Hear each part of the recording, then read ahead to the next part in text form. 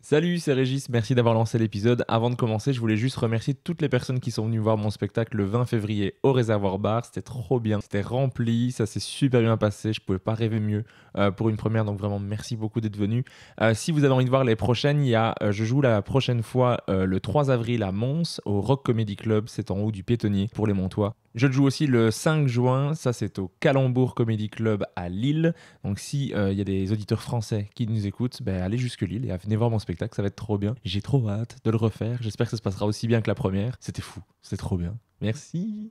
Aujourd'hui dans le podcast, on teste un nouveau format, donc j'ai demandé à 36 humoristes que j'aime beaucoup, que je crois sur les plateaux, que je trouve très drôles, s'ils avaient des conseils pour les humoristes qui débutent dans le stand-up ou qui ont déjà fait quelques scènes ou qui n'en ont jamais fait, mais juste pour avoir des conseils dans la pratique du stand-up, que ce soit pour leur première scène ou pour la suite. Et je leur ai demandé des conseils, ils m'ont donné à chaque fois un conseil par personne, on va écouter ça dans l'épisode. Il y a 36 humoristes qui ont été interviewés, donc je vous invite à aller les suivre tous, ils ont tous leur spectacle, ils ont tous leur actualité, allez les suivre, allez les encourager sur les réseaux sociaux, donnez-leur de la force, c'est super important. Merci à tous d'ailleurs les humoristes d'avoir répondu à l'appel. Donc allez suivre tous les artistes, j'ai mis leur Insta dans la description de l'épisode, et si vous regardez la vidéo sur YouTube, tous les Instagram sont également indiqués, donc si vous êtes sur YouTube, vous pouvez également commenter l'épisode, ça serait vraiment super. Alors quand on parle des comedy clubs dans l'épisode, on parle des comedy clubs en Belgique, mais je pense que tous les commentaires qu'on fait, tous les conseils, ils sont adaptés pour peu importe l'endroit où tu es. Donc j'espère que ça va t'être utile. Moi j'ai voulu faire un épisode qui est l'épisode que j'aurais aimé avoir avant de commencer à faire du stand-up, donc dis-moi ce que t'en penses. Donc voilà, si tu as un ami qui veut se lancer dans le stand-up, qui n'ose pas le faire, ou que toi tu considères qu'il devrait se lancer dans le stand-up, envoie-lui cette vidéo, partage cette vidéo avec lui, ou si tu as quelqu'un qui a commencé récemment le stand-up, que tu te dis il pourrait bénéficier de ses conseils pour s'améliorer encore un peu plus, n'hésite pas à lui envoyer la vidéo, à le partager autour de toi, ça fait toujours plaisir. Je pense vraiment ce qui manque pour que ce podcast soit plus écouté, c'est qu'on commence à le partager. Donc voilà, si vous voulez bien partager l'épisode, ce serait vraiment très gentil, ça me ferait très plaisir que le podcast soit écouté par plus de monde. Alors pour ce premier épisode, on voulait donner des conseils pour aider les gens à faire cette première scène pour qu'elle se passe bien, donc j'ai demandé à tous les humoristes, qu'est-ce que tu conseillerais à un humoriste qui veut se lancer sur sa première scène, qu'est-ce que tu lui conseilles pour que ça se passe bien. Alors moi je voulais aussi donner des conseils, parce qu'il y a des conseils qui n'ont pas été donnés dans l'épisode que moi je voudrais ajouter. C'est des petits conseils de base, mais je trouve que c'est assez sympa pour commencer, on n'y pense pas toujours. Premier conseil, c'est que si tu vas sur un plateau et qu'il y a un pied de micro, si tu l'utilises pas, mets-le sur le côté, il te sert à rien, il sera dans ton chemin, il va te gêner, il y a des gens qui vont moins bien te voir parce qu'il y a le pied de micro, donc n'hésite pas à le mettre sur le côté, comme ça t'es tranquille. Fais en sorte qu'on voit bien ton visage, donc pas de casquette qui cache un peu tes yeux, c'est dommage de pas avoir ton expression, je pense qu'il y a aussi beaucoup de choses qui se passent dans le regard, donc si on voit pas tes yeux, c'est dommage. Pareil si t'as des lunettes un peu trop fumées ou des lunettes un peu trop foncées, n'hésite pas à faire attention à ça pour qu'on voit bien ton visage. Un autre truc que je te conseille, c'est avant de monter sur scène, avant le plateau, va sur la scène. Si c'est la première fois que tu montes sur scène ou si c'est un endroit que tu connais pas et que t'es pas encore très à l'aise, va sur la scène une première fois. Dis-toi comment c'est agencé, comment est la lumière, imprègne-toi un peu de l'ambiance de la salle, comment sont positionnés les différents éléments. Ça te permet une fois que tu montes sur scène de pas être surpris par tout ça. Ça te rajoute une surprise en moins et tu dois juste te concentrer sur faire ton sketch le mieux possible, mais t'es pas perturbé par les éléments extérieurs parce que tu les connais déjà, tu les as déjà vus, tu sais que la lumière, tu vois rien, tu sais que c'est aveuglant, tu sais que telle chose est placée à tel endroit et ça rassure beaucoup avant de monter sur scène. Si tu as l'occasion, tu peux également demander au régisseur plateau, est-ce que c'est possible de tester le micro juste avant? C'est juste pour t'habituer un petit peu à comment ça sonne dans la salle, comment sonne le micro, la qualité du micro, ça dépend. Si tu as la chance de faire ta première scène dans un endroit comme un comedy club où le son est généralement de bonne qualité, ou dans un endroit avec quelqu'un qui a sorti une enceinte de son sac et que le micro c'est pas trop ça, habitue-toi déjà, joue en conséquence. Généralement le micro on conseille de le mettre au niveau du menton, c'est un petit conseil de base mais prends-le si tu en as besoin. Ne te stresse pas avec le texte parce que si tu oublies une phrase de ton texte, il n'y a que toi qui le sais. Donc le public n'est pas au courant que tu as oublié une partie de ton texte, c'est pas grave, continue comme si de rien n'était. Et dans le pire des cas, si tu oublies ton texte et que tu dois sortir ton texte, si le MC a fait bien son boulot pour ta première scène, les gens vont t'applaudir le temps que tu reviennes sur ton texte et c'est pas grave. Tu vas juste revenir sur ton texte, redémarrer dans ton sketch et tout va bien se passer. Oublier son texte, c'est pas le pire truc qui peut t'arriver. Le pire truc qui peut t'arriver, c'est que tes blagues ne soient vraiment pas drôles et ça, faut le préparer en amont. Et la dernière chose, c'est que rappelle-toi que le public, il est avec toi et le public, il a envie que que ça se passe bien. Il a autant envie que toi que ça se passe bien. C'est pour ça que quand il y a un bide, un malaise, c'est malaisant pour tout le monde, pour toi, pour le public. Donc au départ, avant que tu montes sur scène, ils veulent que ça se passe bien et ils pensent que t'es drôle parce que tu montes sur scène. Donc prends ça en compte. Je trouve que ça aide de s'en souvenir que le public est avec toi et qu'ils ont tous envie de passer un bon moment grâce à toi. Ça, c'était mes petits conseils. Maintenant, je te laisse avec mes collègues. J'espère que ces conseils te seront utiles. N'hésite pas, comme je te l'ai dit, à partager l'épisode et à le faire connaître un peu à tout le monde. Merci beaucoup et à bientôt pour un prochain épisode de conseils.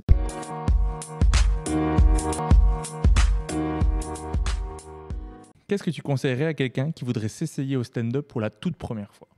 Bah, c'est de le faire, vraiment. Okay. De le faire, de se lancer, de le faire et de ne pas avoir peur et de se dire, voilà, si au fond de lui ou elle, il a envie de le faire, il faut le faire. Il faut vraiment aller au-delà du mauvais jugement qu'on pourrait avoir sur nous-mêmes. Je lui conseillerais déjà d'oser, parce qu'il y a peut-être plein de gens qui se disent « Ah, j'aimerais bien le faire, mais je vais peut-être attendre. » Non, si tu sens que tu es prêt, si tu sens que tu as du matériel, regarde, observe comment font les autres, et quand tu te sens prêt, ose. Lance-toi. De l'audace. Genre ne pas avoir peur, ne pas copier, ne pas aller juste en étant soi-même, en ayant ses idées, son humour et en ayant peur de rien en fait. Parce que tu fais déjà le plus dur, c'est-à-dire de te mettre devant un public. Donc maintenant, vas-y à fond, fais-toi kiffer dans tout ce qui est toi-même, ta personnalité, etc. Et ne te mets aucune limite, quoi, aucune barrière. Après, tu réduiras et tu verras et tu justifieras mieux ton propos et ta manière de dire les choses. Mais au tout début, tu dois trouver ton personnage, donc explore, quoi. De se lancer sans trop se poser de questions. Tu vas angoisser, c'est terrifiant, mais le sentiment que tu vas avoir après, ça vaut 10 fois la terreur que tu as avant, quoi. C'est peut-être très bateau, mais de se lancer. Enfin, il faut vraiment oser envoyer des messages. Je pense qu'il y a tellement d'humoristes qui sont contactables sur Internet et tellement de comédie clubs qui sont contactables. Je pense que tu auras d'office une réponse pour un spot, un créneau pour venir jouer. Donc juste lance-toi. Franchement, c'est très facile de faire sa première scène. Du moins, c'est très facile. Après les autres, c'est autre chose. J'aime bien, j'avais entendu ça dans le podcast de Merwan, où il disait genre on va tous mourir. Un jour ou l'autre, tu peux le faire, fais-le. Genre lance-toi et tout, profite de la vie. Genre. De le faire, se donner une deadline, que quelqu'un dise en fait je t'ai pris une date et t'es obligé d'y aller. C'est peut-être le seul endroit où je conseillerais de forcer. moi tant que j'avais pas de deadline, j'ai pas écrit et tout ça, alors que ça faisait des mois que je pensais à le faire. Et donc je crois que premier truc, c'est de se dire en fait j'ai une date, elle est dans 6 mois, elle est dans 3 semaines, mais j'y vais quoi. Et après, si la veille, vous faites une crise d'angoisse et que rien ne va, ne le faites pas, c'est OK.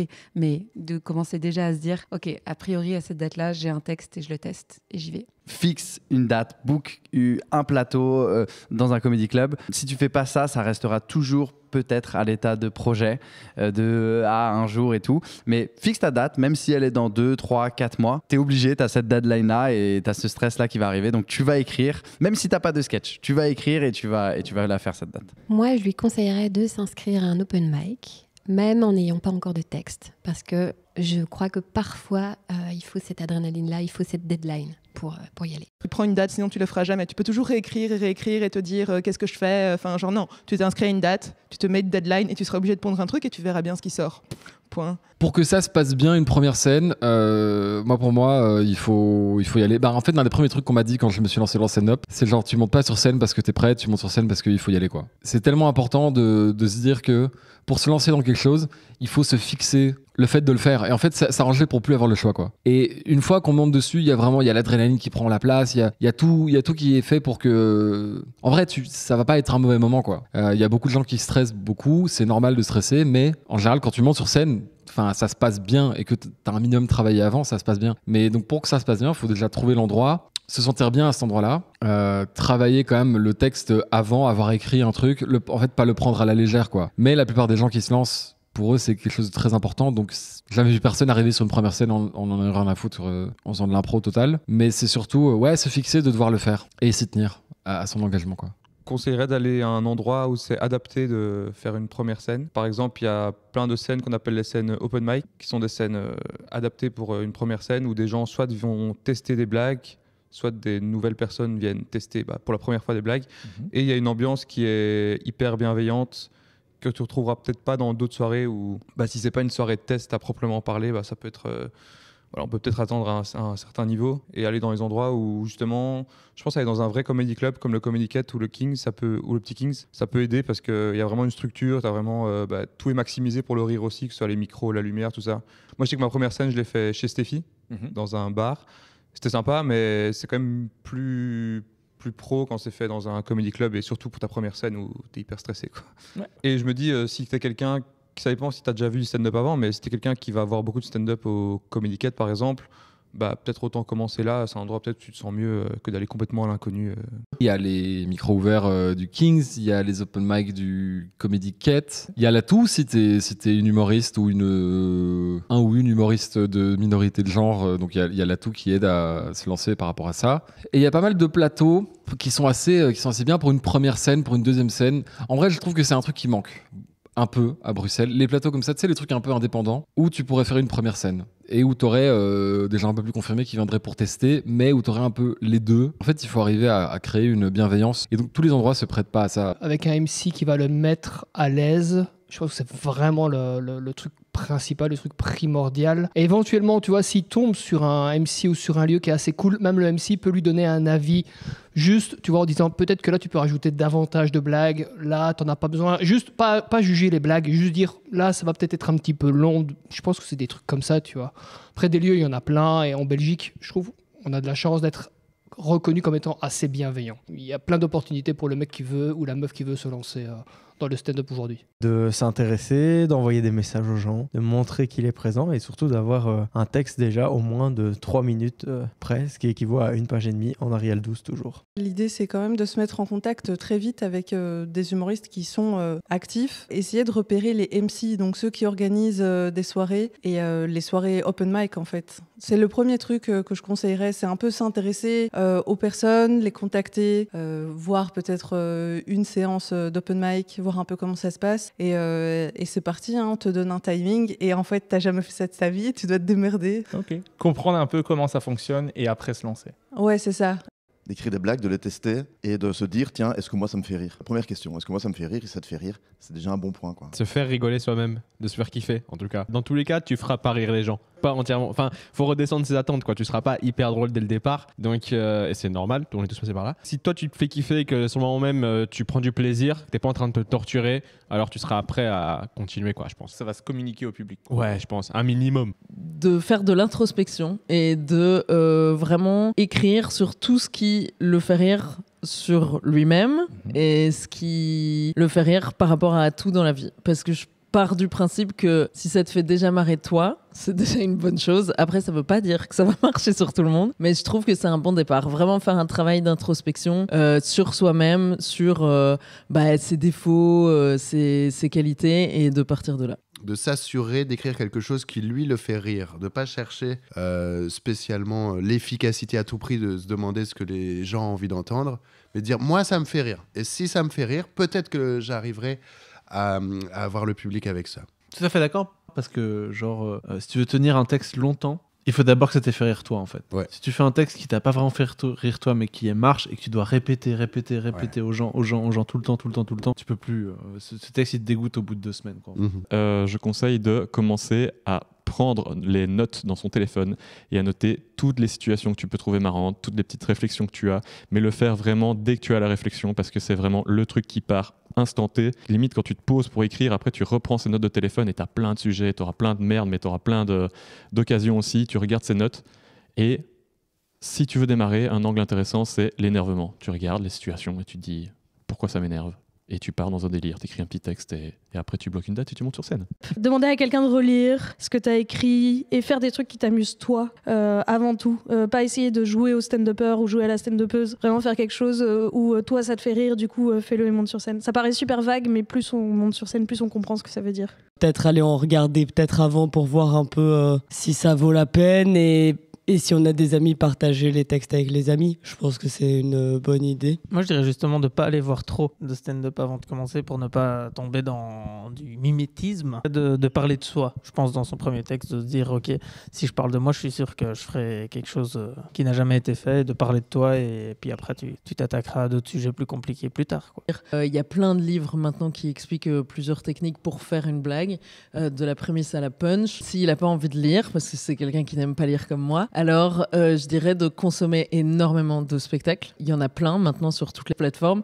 De regarder un maximum de stand-up, parce que je pense que ça va venir naturellement après dans l'écriture, de vraiment comprendre que y a une idée et puis tu attaques avec la blague, quoi. Je sais que c'est un avis controversé, mais demander à ses potes d'être là, parce que c'est toujours mieux d'avoir des copains, copines qui viennent te soutenir pendant ta première scène. En tout cas, si t'es bien entouré de base.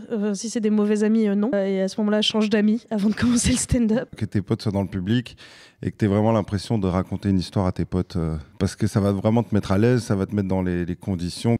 Pour moi, c'est comme ça que tu dois avoir le stand-up. C'est raconter des histoires à tes potes, parce qu'eux, ils te donnent de la force, tu sais qu'ils vont rigoler quoi qu'il arrive, et ça va te mettre à l'aise. Moi, c'est ce qui s'est passé. Première scène, c'était avec tous mes potes, et j'ai un souvenir incroyable. Moi, comme c'était avec mes potes, c'était trop bien en fait. C'était très long, très mauvais peut-être parfois, mais j'en garde un super souvenir, parce que c'était mes potes, et du coup, c'était tranquille. Ok, avoir du soutien moral avec ouais. D'écrire sur quelque chose qu'il ou elle a vécu, plutôt d'écrire sur son vécu et pas quelque chose de trop éloigné de sa personne. Je lui conseillerais de venir avec un plan très détaillé de ce qu'il veut faire sur scène, de bien écrire son texte, de bien l'apprendre, de préciser aux gens que c'est sa première scène et que les gens seront bienveillants dans ce cas-là, et que moi j'avais un peu l'ego de vouloir être fort tout de suite, et en fait il fallait que je joue une fois, que les gens rigolent en sachant que c'était la première fois, et ensuite j'ai pu comprendre que les blagues marchaient pas. J'ai l'impression qu'il y a des fois des misconceptions sur les gens qui viennent en se disant le stand-up c'est il faut parler avec les gens ou machin et tout. Il faut que tu saches ce que tu vas faire avant d'arriver sur scène, parce que 3 minutes ça peut être très long quand t'as pas préparé quoi.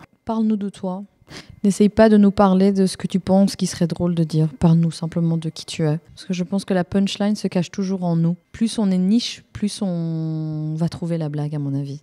D'écrire sur un sujet qui l'anime, un sujet qui est important pour la personne, mais pas un sujet qui est trop à vif. Donc c'est trouver la bonne distance, c'est-à-dire on n'est pas sur scène pour faire une thérapie, mais en même temps quelque chose qui nous passionne ou quelque chose qui nous intéresse. Ça ne doit pas forcément être quelque chose qu'on aime, ça peut être quelque chose qu'on déteste, mais quelque chose pour lequel on a vraiment de l'intérêt et qu'on pense que ça peut intéresser les gens, et ça peut être complètement débile. Moi, ma première scène, c'était sur un groupe Facebook de chats. C'était pas un grand sujet de société, mais c'est un sujet dont je voulais parler sur scène, parce que ce qui s'était passé dans ce groupe, pour moi, méritait qu'on le partage. Donc c'est quelque chose, qui, je dirais, qui anime la personne. Parler de lui, c'est vraiment le premier conseil, le seul qui vaille, parce que dès que tu pars dans des trucs où tu as envie de défendre des causes ou de passer des messages, pour la première, c'est trop compliqué. Ok. À moins que tu sois un génie. D'écrire dans son téléphone des petites notes, de petits trucs qu'il a, et de faire des choses qui le font marrer. Ne pas se mettre une pression de dingue, surtout essayer d'arriver à s'amuser en l'écrivant déjà, puis en l'interprétant chez soi. Je dirais quand même un bon petit paquet de fois avant de monter sur scène. Commencez juste à préparer ce 5 minutes sans trop s'axer sur d'autres travails d'écriture, d'autres sketchs, parce qu'il y a énormément à prendre en ligne de compte quand on joue. Je lui conseillerais de s'amuser, déjà de base, monter avec des blagues, ou même si c'est même pas des blagues sûres ou quoi que ce soit, venir avec un texte dont il est content et qui sent bien au fond de lui-même, et de ne pas penser à ce que les gens vont en penser, et ne pas penser au jugement, et ne pas penser aux résultats, et juste y aller et être le plus à fond possible dans ce qu'il présente ou ce qu'elle présente. Moi, je pense qu'il faut y aller en étant soi-même. Pas se dire j'ai envie de faire comme tel ou tel humoriste, pas voir trop de spectacles. Je pense que c'est bien si on arrive en étant frais. C'est une force au début, je pense, d'arriver de faire son truc. Et surtout, assume-toi sur scène. Même si tu vois que ça marche pas, mais surtout ne donne pas l'impression que tu n'es pas sûr de toi. Même si tu dois bluffer, parce que c'est comme en impro, c'est de l'assume. Tu as le droit d'être là, et ce que tu dis a de la valeur, et surtout commence pas, parce que si tu es inconfortable, les gens vont le percevoir, et même si la blague est bonne, ils vont pas oser rire parce qu'ils seront mal à l'aise pour toi. C'est de dédramatiser, et donc de se dire qu'au pire, c'est 40 inconnus, s'ils rigolent pas, ils t'oublieront, et donc jamais dans la rue on va te reconnaître en disant « Ah, c'est lui qui a bidé !» Non, les gens vont t'oublier, donc ne t'inquiète pas. Et soyez des génies, c'est beaucoup mieux. Soyez efficaces, arrêtez de nous faire chier.